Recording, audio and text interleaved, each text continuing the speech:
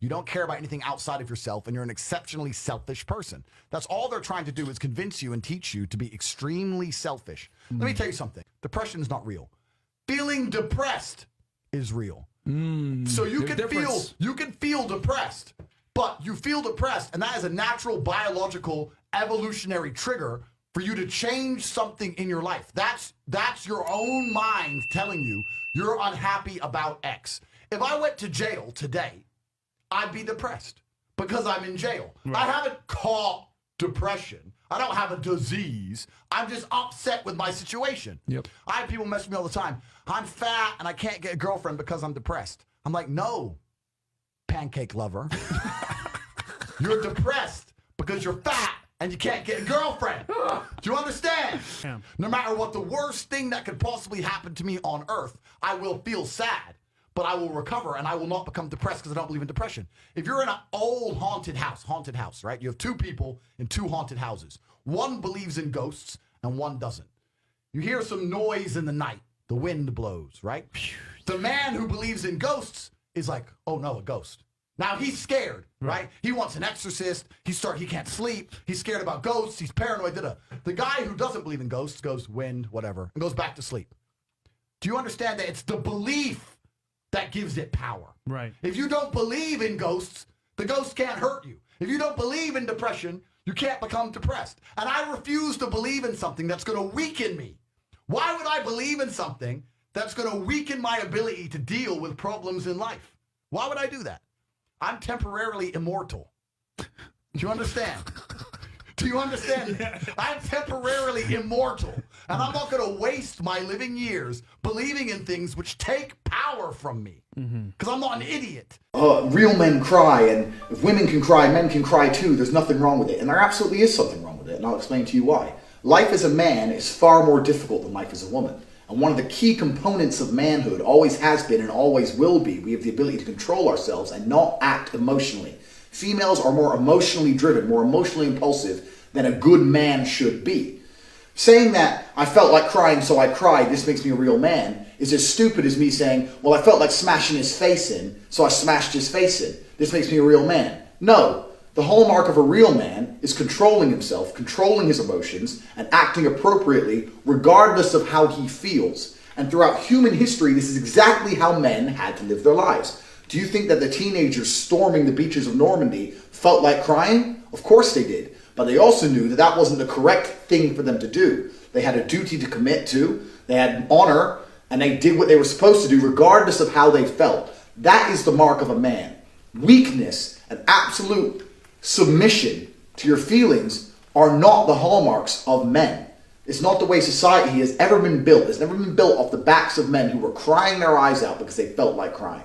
The only kind of men who advocate crying are the kind of men who do not have enough self-control to prevent themselves from crying.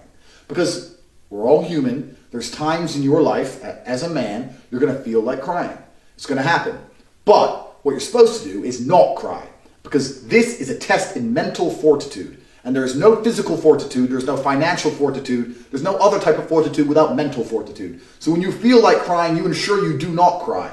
And you act appropriately as a man should. The men who say no, succumb instantly to your emotions, are the kind of people who have no self-control. And let me tell you something about men who have no self-control. Men who live without self-control are the kind of men who cry when their girlfriend cheats on them, because she certainly does, because she doesn't respect the little crybaby, and she's only with you because she's ugly as fuck and she has to settle for a little soy boy pussy like you. And these guys sitting there, what they're trying to do by telling you to cry is drag you down to their level. They look at people like me, and I say, Ross, that's a big G. He's out there, he's fucking women, he's got his Lambo, he's a multimillionaire, self-made, 6'4", 4 times kickboxing world champion, chess genius. I don't like the way he's living his life because he's kicking too much ass. You need to cry more. He's trying to drag me down to his level so I can be a little crybaby like him. And he wants everyone else who reads his tweets to be a crybaby too, because the more little weaklings he can create, the less bad he'll feel about himself. No man wants to be a little crybaby if they're honest with themselves, and no woman certainly wants to fuck a little crybaby. So don't listen to the advice of people who are living lives you wouldn't want to live. What's actually interesting is, I always use this analogy. If you could build yourself from the ground up, if you could literally just, like from a video game, just tick characteristic boxes and build yourself, Nobody would choose to be a liberal soy boy. Nobody would choose to be a small, weak guy who has to cry when he gets upset. Everyone, when they get that application form from God saying build yourself for your next life, would tick tall, strong, smart, mentally tough, doesn't cry, gets pussy, rich. They tick all the things they tell me I'm bad, all the assets I have, everything that I am, they tell me is bad. But if they had the choice to have these things instantly, they would sign up. And the reason they don't have these things is because all of these things come with hard work. To be physically strong, you have to work out. That's difficult. To be financially independent, you have to be smart. That's difficult. So they don't have these things because they're hard for them to acquire, but they're very easy for them to acquire. They'd have them all. Nobody wants to be a crybaby. The mark of being a real man is not being a crybaby. The mark of a real man is walking down the street, 5 guys with knives coming up to try and rape your girlfriend, and you look at them in the face and saying, fuck you. It's not crumbling into a ball, crying your eyes out and say, I have emotions too. That just makes you a bitch. Guys come to me and they go, well, how should I act? Like when I've got guys who I train, they go, how should I act? And I say, why are you acting? You're like, you have to act a certain way when a woman disrespects you. If a woman disrespects me, I haven't got to act shit because I'm pissed off for real. I'll never talk to her again for real. Like, there's no act. Like, when you talk to me like I'm a dickhead, fine, I'll never reply to you again. And then she'll lose her mind because she's never had a guy ignore her. You know, but to me, it's not an act. They're coming along. What do I do here? What do I do there? You need to become the kind of person who doesn't take disrespect from females. Why are you going to take disrespect from people? Why are you going to have a woman live in your house? And if someone breaks into the house, you have to go downstairs and face an attacker who could have a fucking machine gun. You have to go down there as a man to protect her. But when you ask her for a cup of coffee, she's going to give you attitude. And you're going to accept that shit. You're going to sit there and go, oh, well, you know, she's had a long day. I don't give a fuck how long your day is. I asked for coffee. I pay for this house. I'll risk my life to keep you alive. If you don't want to make me a cup of coffee, that's perfectly fine. Pack a fucking bag. Get out. I've had that exact situation happen to me, and girls go to me, you're fucking crazy. You're crazy. I'm like, bitch, get the fuck out. You're crazy. You're the most crazy. And they'll leave, and then they'll be texting me for fucking months. The crazy man. Then they want the crazy man back. Or they want the crazy back, yeah. I'll make the coffee. I'll make the coffee. I'm sorry. I just didn't like the way you said it, your tone. Bitch, I talk to you in your tone I fucking want. It's my house. And that's not an act. It's not about being an act. It's just who I am as a person. I'm not a mean person. I'm a nice guy. But there's boundaries and limits, and I have my view of the world, and you comply to my view of the world, or you get replaced. Do you ever have to apologize, make amends to women for things you've done or said? No, because I will never apologize because I don't make mistakes. Everything I do is conscious. So even if I do something you don't like. How do you know that? How do you know that everything you do is conscious? Because I know exactly what I'm doing. How do you know that? Okay, give me an example. Okay, so when I say that, how can you know that? How can any of us know that we're perfectly conscious? There's no way I've done anything in a relationship and was like, oops, shouldn't have done that, ever. I fucked her. Yes, I fucked her. Yes, I did it. Yes, I knew I was going to do it. Yes, that was my intention. Yes, I did it. I'm sorry it's hurt your feelings, but I did it because I wanted to do it. So I'm not going to pretend I didn't want to do it. And I really do think that in relationships especially with women, because I get this all the time from men, because I have a whole bunch of guys who cannot believe, like me and my long-term girlfriends, and they see me posting all these other girls. They're like, surely your girl's sleeping with other men too. I'm like, no. Oh, but she sees you cheat. I'm like, so?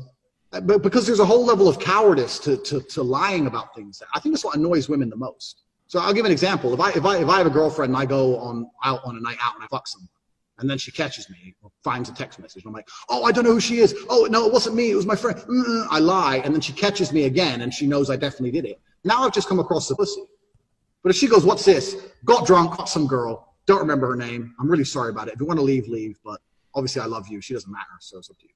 Boom. Like, there's a whole degree of, I really believe part of them respects you for that. The part of them are like, at least you didn't lie. Like, they respect how honest and brutal you are about it. So I don't apologize for anything, even if I do shit they don't like, because I did it on purpose.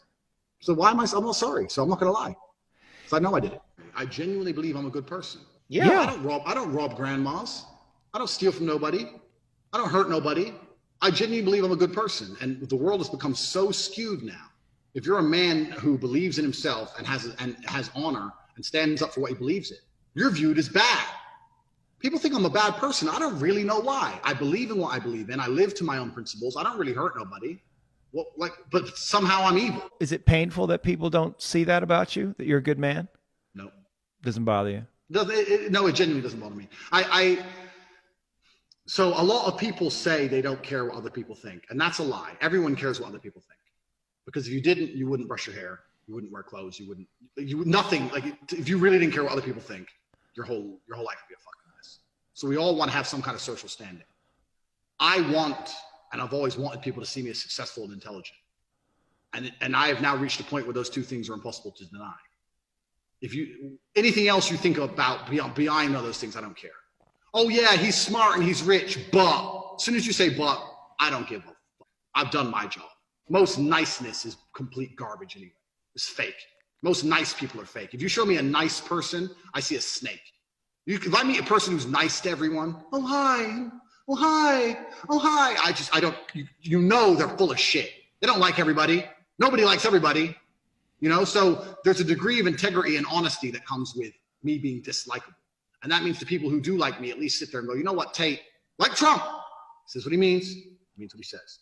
So I don't want to be viewed as nice, because that's a whole bunch of garbage anyway. So I don't give a fuck if you don't think I'm nice. I know I'm a good person. I know I don't go out of my way to harm anyone. I know I've got a good heart. I know I've done well for people around me. I've never robbed, stolen, never done any of those things. So, yeah, and if that translates across, good, because it's true. So it should. Don't sit there and like go back to my book and go, what did I write about that? Exactly. It's who you are. Yeah. And that's the thing. It has to become who you are, because if it's not who you are, you can only fake for so long until someone calls your bluff and you get checked. If you fake that you don't give a shit and then she walks out the door and you actually give a shit, game's up. And it doesn't matter how good you are with women. I've had women who I've told to fuck off and they've never texted me again and I've lost them.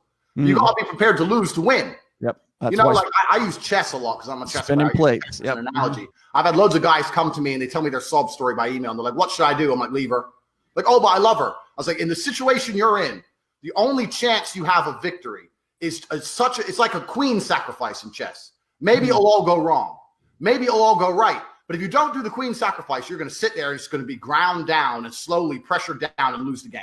You're going to lose the game and time's running out. So you better do something drastic now. She's talking to you like a dickhead, walk out the fucking door. Maybe you can shock her into compliance. But if you don't shock her into compliance, then it was always over. If you leaving is not enough to make her talk to you nicely, how long is she going to sit there until she sucks a new dick? Right. Like, are those few weeks really that much more important? But people just ain't got the balls. They're not prepared to take the risk. I've lost loads of girls doing that shit. But the ones who stick around are absolutely and utterly compliant. And that's how you got to be. And this is another reason why I talk about how important it is to have numbers as a guy. Lots of guys are like, well, what if I just want one girlfriend? I was like, if you want one girlfriend, you better go fuck 20 chicks. And then you're going to end up with one good girlfriend. The world we live in now, like, I'm not saying you can't train any girl, but I'm saying some blueprints are better than others. So you need to go out there and you got to run the game a bit to find one that isn't a complete mess to begin with. Like, you're going to pick something. If you're going to fall in love with the first girl you bang, she might have a whole host of issues. Why are you dealing with that shit for? You know, like, you want to build a race car. You want to start with a Ferrari. You don't want to start with a fucking pedal bike. That's the point. So, also having the game and being able to have access to lots of females is ultra important, even if you have the goal of being the trad con, one man, one woman. Even if that's your goal, you still need to have access to a whole bunch of chicks, or you're not going to have a good selection. This is the world we live in now. So I've had guys email me and say, I don't want to be a player, Tate. I want to be a good man. I'm like, well, you better be a player first. You better be a player first. Otherwise, you're going to struggle. You're going to double down on the first chick you bang. Yeah. I'm joining the Marines in the USA. What do you think? I think you're a fool. You're a fool. You're going to go die for what? Biden? I'm trying to protect American freedom. Yeah, you're going to protect the freedom of those people in Nebraska by going over to Yemen and bombing some 13-year-old farmers. Great job. Stupid. You ain't protecting nothing but profits for companies that don't care about you, that'll force you to take injections which you don't even want. You're a fool to defend any of these globalist systems. You should only protect yourself and your boys. You should be in the war room. That's what you should be doing. Fighting for the war room. At least you get rich. I fought for myself, became a world champion, got some money. Why are you going to fight for America? You're not going to get any money. Get your leg blown off. Walk around one leg, Mr. Limpy. Saying, well, at least I served my country and I'm proud. And you're Mr. Limpy, G. For what? For Biden? He doesn't care about you. Don't be stupid. Don't be dumb.